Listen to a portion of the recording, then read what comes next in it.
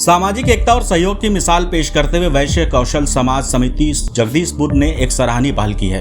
समाज ने निर्णय लिया है कि 30 निर्धन कन्याओं का विवाह सामूहिक रूप से कराएगा। जगदीशपुर में आयोजित इस 3 दिवसीय भव्य सामूहिक विवाह सम्मेलन का शुभारंभ धार्मिक विधि विधान और वैदिक मंत्रोच्चार के साथ हुआ। कार्यक्रम के तहत सभी कन्याओं का विवाह हिंदू रीति रिवाजों के अनुसार कराया जाएगा। इस आयोजन की सबसे बड़ी विशेषता ये है कि सभी विवाह दहेज रहित होंगे। समाज का उद्देश्य है कि निर्धन परिवारों की बेटियों का विवाह संपन्न कर उन्हें सम्मानजनक जीवन की शुरुआत का अवसर दिया जाए।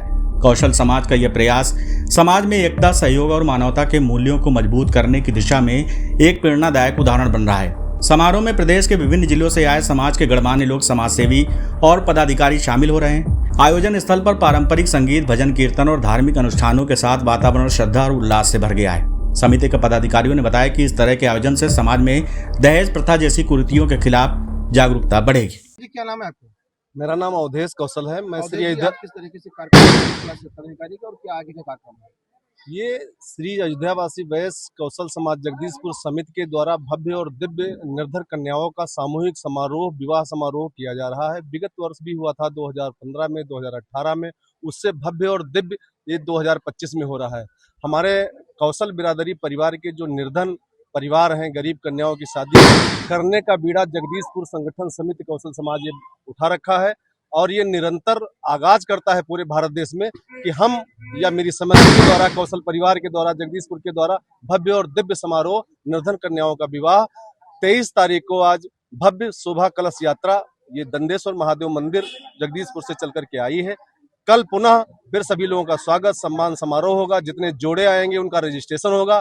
फिर परसों 25 तारीख को स्वागत सम्मान समारोह के साथ शाम को बारात आएगी, मंच पर सबका स्वागत होगा। उसके बाद फिर फेरे होंगे, शादी होगी रात में और 26 तारीख को सबको ससम्मान विदा किया जाएगा। सारे समाज के लोगों को और जिन लोगों की शादियां होंगी उन सारे बच्चों को ससम्मान विदा किया जाएगा। उनके जीवन की मंगल कामना के साथ ये जगदीशपुर सेवा समिति संगठन सबका स्वागत के साथ, मंगल कामनाओं के साथ अग्रसर रहेगा।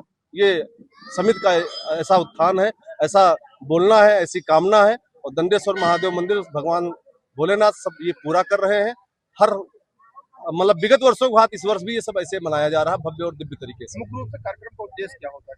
मुख्य रूप से कार्यक्रम का ये उद्देश्य है कि जो हमारा श्री अयोध्यावासी कौशल परिवार है, बहुत अच्छे और धनाढ्य लोग भी इसमें हैं, लेकिन बहुत छोटे तबके के लोग हैं जो ठेलिया कुंचा ठेला या निर्धन लोग हैं जिनके पास छोटा अल्प व्यवसाय है। उनके परिवारों की लड़कियां, कभी कभी ये होता है कि हमारे गरीब परिवारों में शिक्षा का अभाव होने के नाते उनके परिवार में संख्या का बल ज्यादा हो जाता है, लड़कियां ज्यादा हो जाती हैं, तो शादियों में अड़चने आती हैं। उनके पास इतना धन नहीं होता, इतना पैसा नहीं होता, इतना बड़ा उनका व्यापार नहीं। तो ये श्री अयोध्यावासी कौशल समाज जगदीशपुर उनकी पुत्रियों का अपनी पुत्रियों की तरह से बन करके भव्य और दिव्य शादी का समारोह करता आया है। इस बार भी भव्य और दिव्य समारोह कर रहा है, आप सब लोग देख रहे हैं। समाज के लोगों से क्या अपील करना चाहते हैं?